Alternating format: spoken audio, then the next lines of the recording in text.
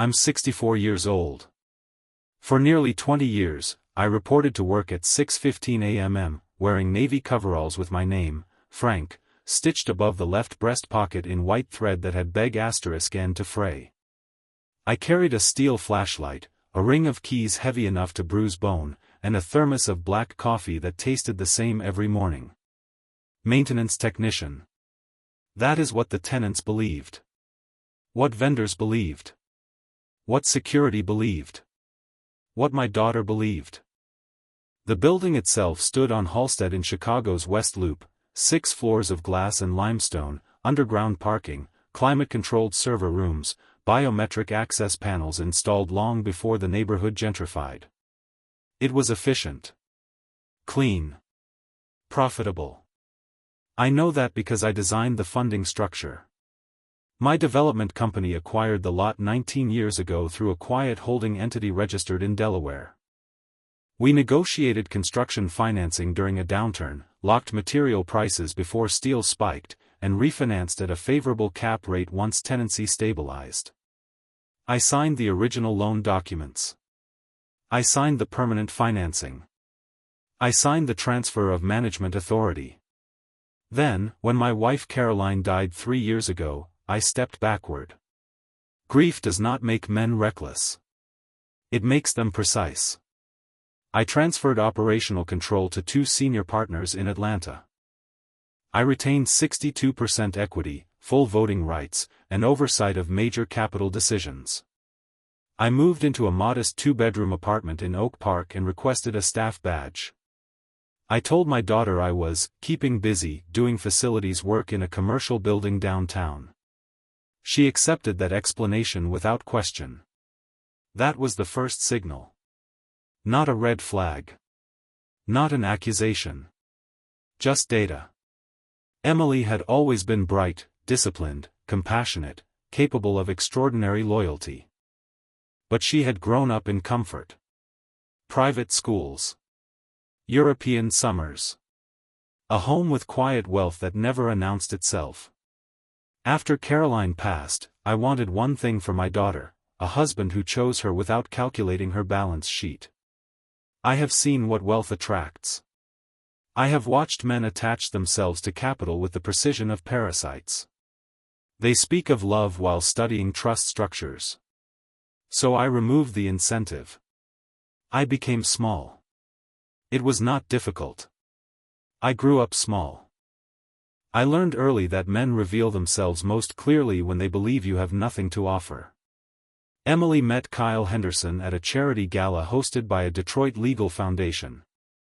She called me the next morning. He's brilliant, Dad. Confident. You'll like him. Confidence is not a rare trait. It is often manufactured. The first time I met Kyle, he arrived 10 minutes late to dinner at a mid-range restaurant in River North. Not late enough to apologize profusely. Just late enough to establish hierarchy. He extended his hand. Mr. Harris. Frank is fine. His grip was controlled. Measured pressure. Brief eye contact. A subtle scan of my clothing, boots, jacket, hands. He catalogued me in under 3 seconds. Emily tells me you work facilities.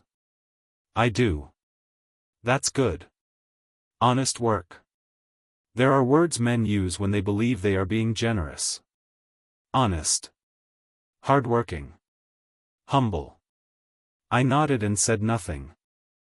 Over dinner, he spoke of his firm in Detroit, corporate litigation, regulatory defense, mergers requiring delicate positioning. He mentioned judges by first name. Referenced golf outings as if they were committee meetings. Used phrases like optics management and narrative shaping. He never once asked Emily what she loved about her job. Only what her long-term earning trajectory might look like. When the bill arrived, he reached for it theatrically. I had already paid. He noticed. Thank you, he said carefully. That wasn't necessary. It was, I replied. He didn't like not controlling the exchange. Data. The months that followed were quiet observation. Kyle drove a leased German sedan, always clean, always visible. He corrected servers on wine pairings. He spoke about circles and levels, as if life were a staircase and some people belonged permanently on lower landings. He began referring to my apartment as cozy. He asked Emily if she had considered transitioning to Detroit to be closer to opportunity. Opportunity. I have financed opportunity. I said nothing. At Thanksgiving, hosted at my apartment, Kyle's parents joined us. His father, Thomas Henderson, had the polished stillness of a man accustomed to being deferred to. His mother wore understatement like armor, pearls, restrained perfume, calculated warmth. During dessert, Thomas turned to me. "And what's your long-term plan, Frank?" "I'll work as long as I'm useful." He smiled. "There's dignity in that." There it was again. Dignity, as consolation. As if labor required moral reassurance. Emily didn't hear it. She was describing a research project, animated and alive. I heard everything. 2 months later, I returned home early from work and paused in the hallway when I heard Kyle speaking in the kitchen. He was on the phone. Voice lowered. "The key is presentation," he said. "You shape the narrative early. It prevents uncomfortable questions." A pause. "No, her father's blue collar. Maintenance. It actually helps. Makes her look self-made." He laughed softly. "Background story matters." Background story. I stood there in silence, keys pressing into my palm. In that moment, I understood something clearly: he was already editing me out of his future. Not because I embarrassed him. Because I limited his upward projection. I entered the kitchen deliberately, making enough noise to announce myself. Kyle ended the call smoothly. "Frank. Didn't hear you come in." "I know." He met my eyes for a fraction longer than usual. He suspected nothing. That was the second signal. Underestimation is not an insult. It is an asset. The proposal came in early spring. Emily cried when she showed me the ring. Kyle stood behind her, arm around her shoulders, composed and victorious. "We're thinking fall," he said. "Country club outside Detroit. My parents are handling introductions." Introductions. His mother later told Emily she had risen beautifully above her environment. She said it kindly. Almost maternally. I watched Emily smile. At the engagement dinner, held at a private club lined with oil portraits and muted carpets, I was introduced as Emily's father. He works in Chicago. Works. No one asked what I owned. During cocktails, I noticed Kyle position himself strategically in conversation clusters. When high-profile guests approached, he angled his body slightly, reducing my inclusion radius. When conversation shifted toward capital markets or development projects, he assumed I would be silent. I allowed it. Kyle's father asked, in a tone disguised as courtesy, "Will you be participating in the wedding expenses?" "I'll handle what needs handling," I replied. He nodded, approving but faintly surprised. That was the third signal. He believed I would struggle. I had not yet decided how I would respond. But I knew this: would not react emotionally. I would observe. Because character reveals itself fully only when it feels secure. And Kyle Henderson felt very secure. The engagement party was held at a private country club outside Detroit, walnut-paneled walls, discreet waitstaff, generational portraits staring down from gold frames as if evaluating bloodlines. I arrived alone. Kyle's mother greeted me with a polite air kiss that never touched skin. "Frank," she said warmly, "we're so pleased Emily has found her place." Her place. I nodded once. During cocktails, I listened. Kyle's father spoke with 2 investors about alignment and strategic marriages. The word marriage was used the same way I have heard the word merger used in boardrooms. Emily moved through the room radiant and unaware. Several times, I heard variations of the same phrase. She's risen beautifully. Such a leap. New circles. No one said it directly to her. They said it around her. Subtle enough to pass as praise. Sharp enough to wound. Kyle never corrected them. He never once said, her father built something. He never once said, her family stands on its own. Silence is a form of agreement. The wedding followed 3 months later. 200 guests. Professional lighting. Drone photography. I was seated at a table partially obscured by a structural column near the rear of the ballroom. The placement was deliberate. Not an accident. Not oversight. I recognized seating strategy immediately. I have designed investor dinners with similar calculations: who must be seen, who can remain peripheral. The toasts were immaculate. Kyle's father spoke about legacy and expansion. Kyle's mother spoke about refinement and trajectory. Kyle himself spoke about building something elevated together. He thanked his mentors. He thanked his partners. He thanked Emily for embracing a broader horizon. He did not thank me. Emily glanced toward my table once during the applause. She smiled, unaware of the geometry surrounding her. I did not move. I did not show injury. I observed. 3 days after the wedding, I received a call from the hall director. Mr. Harris? His voice was tight. This is Daniel Walters. We reviewed security footage from the reception. There's something you need to see. In person. Come alone. And don't mention this to your son-in-law. I drove to Detroit the following morning. Walters closed his office door before speaking. We archive all camera feeds for insurance purposes, he said. During a routine review, something caught my attention. He turned the monitor toward me. The footage showed the ballroom 1 hour before the final dance. Kyle stood near the bar with his father. Audio was faint but clear enough. Kyle's father said, "You'll need to maintain distance in business matters.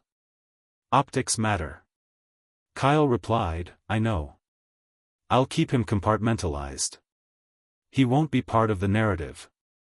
Compartmentalized. Another clip. Kyle speaking to 2 associates near the terrace doors. Look, Emily's background is simple. It works for positioning, but it stays there.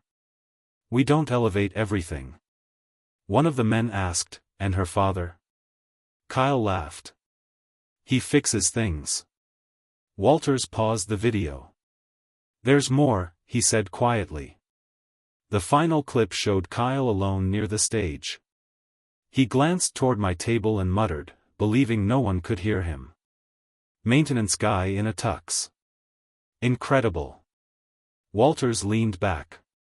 "I thought you should see it." I watched the footage twice. I felt no surge of anger. Only clarity. "Thank you," I said. "May I have a copy?" He hesitated. "I can provide a digital archive under formal request." "You'll have one by noon." I returned to Chicago without informing Emily. Emotional reaction would fracture her before I had facts aligned. Instead, I booked a flight to Atlanta. My partners were surprised to see me in the executive conference room. "I need temporary reactivation of operational authority," I said calmly. No one objected. Legally, it required only my signature. Within 2 hours, I had full access to all property files. I pulled the lease agreements for a Detroit-based law firm occupying 12,000 square feet in our Chicago building. Henderson and Vale. Kyle's firm. They were midway through a 5-year lease. I read every clause. 3 irregularities surfaced quickly. First, an outstanding build-out credit adjustment never formally reconciled. Second, a subleasing arrangement executed without required written consent. Third, a pending legal notice drafted, but not yet filed, by Kyle's father's firm alleging structural deficiencies in HVAC allocation. Fabricated. Completely fabricated. They were preparing leverage. Not against a maintenance worker. Against the ownership entity. Against me. The timing aligned too neatly to be coincidence. The Hendersons intended to pressure concessions, rent reductions, equity participation, perhaps even influence in redevelopment planning. They assumed the building belonged to someone distant and corporate. They did not know it belonged to the man they seated behind a column. I instructed our legal department to respond formally to the draft notice before it was filed. We scheduled a court-mandated mediation session within the week. I did not inform Kyle. I allowed events to move naturally. The courtroom in Cook County was unremarkable. Fluorescent lights. Neutral carpet. Predictable tension. Kyle sat beside his father, confident. He avoided eye contact with me. He believed I was there in a symbolic capacity. When the case was called, our counsel stood. Your Honor, before addressing the complaint, we would like to clarify ownership representation. He gestured toward me. This is Mr. Franklin Harris, majority owner of the property in question. Silence. Kyle's expression shifted first to confusion, then calculation. His father's face lost color in stages. The judge asked, "You're the owner?" "Yes." "For how long?" "Since acquisition." Kyle leaned toward his attorney, whispering urgently. Our counsel continued. Additionally, we have documentation regarding unauthorized subleasing and contractual breaches by Henderson and Vale. The opposing attorney requested recess. Denied. The judge reviewed the documentation. Within 15 minutes, the fabricated structural complaint was withdrawn. The sublease violation remained. Their leverage dissolved in real time. Kyle finally looked at me. Not with contempt. With something else. Recognition. The mediation ended abruptly. Outside the courtroom, Kyle approached. "You should have told us," he said. "Told you what?" "That you were capable?" He swallowed. "This feels manipulative." "No," I replied evenly. "It feels observational." Emily learned everything within 48 hours. About the ownership. About the footage. About the attempted lawsuit. Kyle did not apologize. He accused me of engineering humiliation. That was when Emily's face changed. Not at the wealth. Not at the building. At his refusal to take responsibility. She asked him one question in my presence. "Would you have treated him differently if you had known?" Kyle hesitated. That hesitation ended their marriage. 1 month later, she filed for divorce. I never raised my voice once. I did not celebrate when Emily filed for divorce. Victory implies emotion. I felt none. What I felt was responsibility. Kyle Henderson had not collapsed because of a single courtroom embarrassment. Men like him recalibrate. They reposition. They search for alternative leverage. I assumed he would do the same. The week after mediation, I instructed our compliance department to conduct a full internal audit of Henderson and Vale's tenancy history. Not aggressive. Not hostile. Routine. Documented. Patterns began to surface. Late payment accommodations that had never been formally acknowledged. Vendor referrals routed through a shell consulting firm. HVAC inspections requested exclusively during peak lease renegotiation periods. Each item individually harmless. Collectively, instructive. Kyle's father had built his reputation on procedural maneuvering, pressure applied just below the threshold of provable misconduct.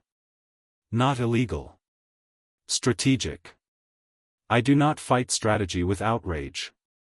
I fight it with documentation. I hired an external forensic accounting firm in Atlanta under a different corporate entity. The request was simple: trace any financial overlap between Henderson and Vail and subcontractors operating within our building portfolio over the past 5 years. Within 2 weeks, we identified 3 subcontractors that had received inflated maintenance bids routed through a legal advisory intermediary connected indirectly to Kyle's father's firm. Again, not criminal, but suggestive. Meanwhile, I maintained silence publicly. Emily moved temporarily to Boston to clear her head. She did not want to remain in Chicago, where every restaurant carried memory. I supported the decision and transferred oversight of a minority development project we had in Cambridge into her name. A test. Not of competence. Of resilience. She approached it cautiously. Methodically. She did not ask about dividends or liquidity events. She asked about zoning limitations and tenant mix. That told me more than any apology from Kyle ever could. 3 weeks into the divorce proceedings, Kyle attempted re-entry. Not to Emily. To me. He requested a private meeting in Chicago under the pretense of clearing misunderstandings. I agreed. We met in a neutral office, not mine. He arrived without his father. His posture had changed. Less theatrical. More guarded. I underestimated you, he began. Yes. I thought you were misrepresenting yourself. I was. He leaned forward. You engineered the entire exposure. No, I replied. You did. He exhaled slowly. There's still an opportunity here. We don't need to turn this into mutually assured destruction. There it was. Not apology. Negotiation. He believed this was still transactional. You attempted to leverage fabricated structural claims against property you assumed I did not control, I said calmly. You categorized my daughter as an asset to be positioned. You compartmentalized me as maintenance. I was protecting brand integrity. From what? He did not answer. I slid a thin folder across the table. Inside were summaries, not full documents, of the subcontractor irregularities, the inflated bids, the advisory routing structures. He scanned the first page. His jaw tightened. This isn't illegal, he said.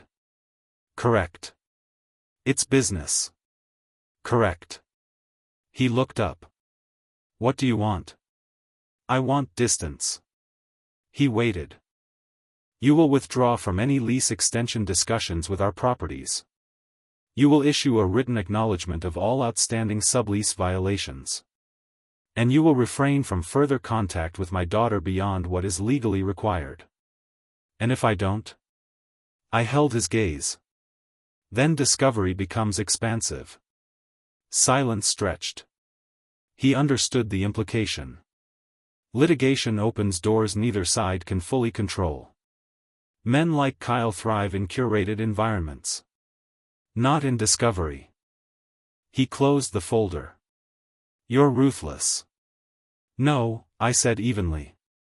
I am precise. The agreement was signed within 10 days. Quietly. No press. No spectacle. But I did not stop preparing. Because collapse rarely occurs from a single fracture. It occurs from accumulated stress lines. I requested copies of all archived footage from the wedding venue through formal subpoena tied to a lease compliance review. Not for public release. For preservation. I secured notarized affidavits from Daniel Walters confirming authenticity of the recordings. I instructed our corporate counsel to update internal whistleblower channels regarding subcontractor bidding transparency, preemptively closing pathways Kyle's father had previously exploited. Simultaneously, I contacted a retired federal compliance officer I had known for years. I asked him a hypothetical question regarding advisory fee routing structures and disclosure obligations for firms under fiduciary duty. His answer was concise. If anyone connected to those advisory streams holds public pension funds, they are walking a narrow line. Henderson and Vail represented at least 2 municipal pension boards. I did not report them. Not yet. Information is leverage only when applied at the correct moment. Emily called me one evening from Boston. I keep replaying conversations, she said quietly. Things he said. Things I ignored. That is normal. I feel embarrassed. Do not. She paused.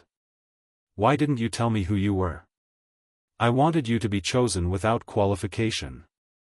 There was silence. And was I? Yes. She understood. That mattered more than any courtroom reversal. A month later, Henderson and Vail's name appeared in a trade publication linked to a compliance review initiated by one of the municipal boards they advised. Coincidence? Officially. Internally, I knew the review had been triggered by anonymous reporting related to advisory fee structures. I had not filed it. But I had ensured the right people understood where to look.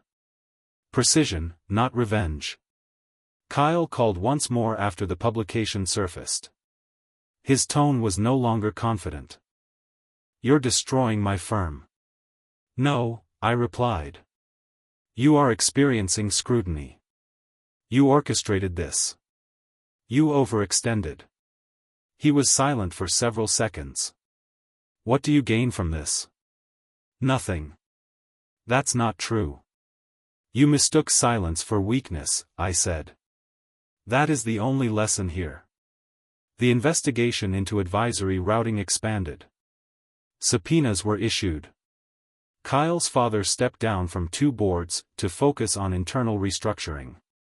Public language is often gentle.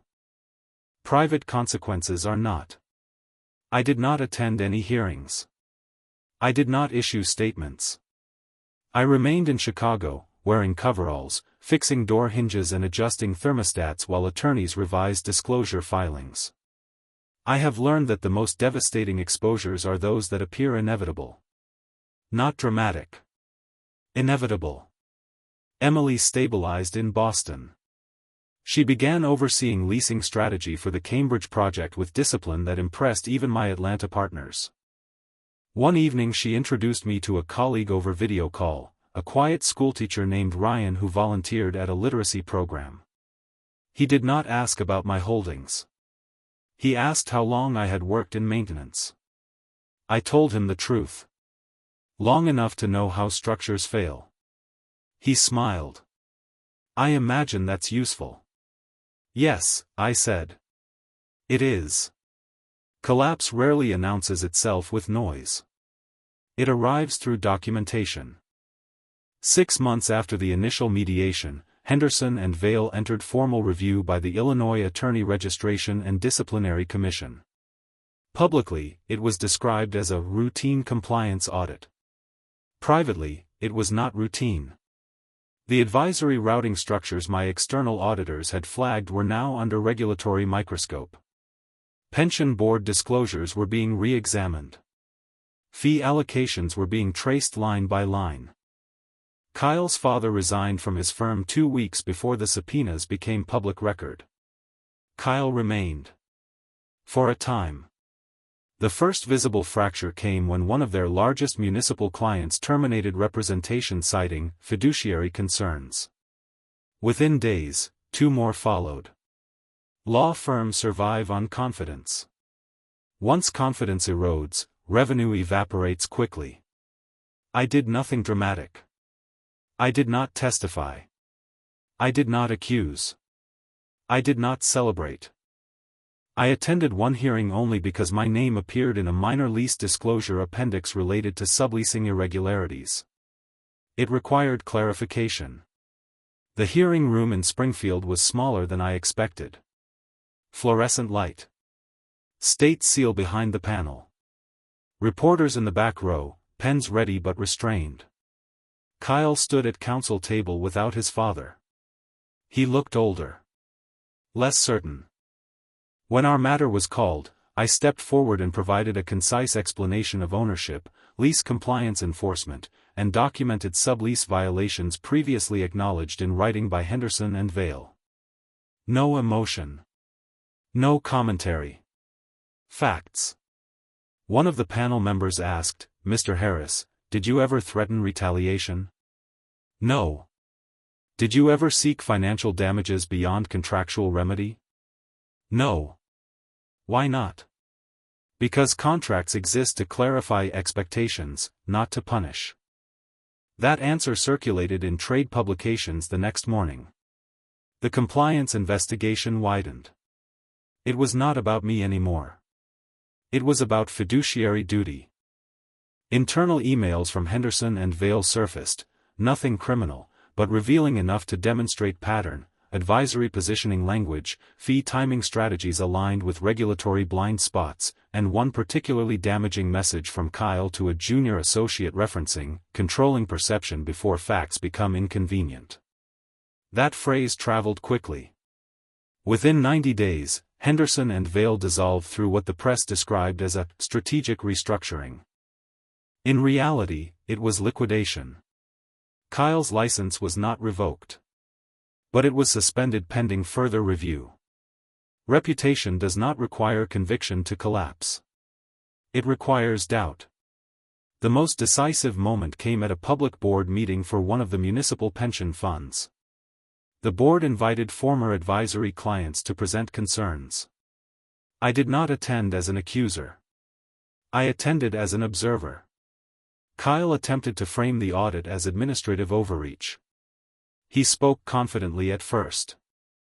But midway through his statement, a board member referenced internal language uncovered during discovery, the phrase about controlling perception. He faltered. In that hesitation, something irreversible occurred. Confidence shifted. When men built on projection lose control of narrative, the fall is quiet but absolute.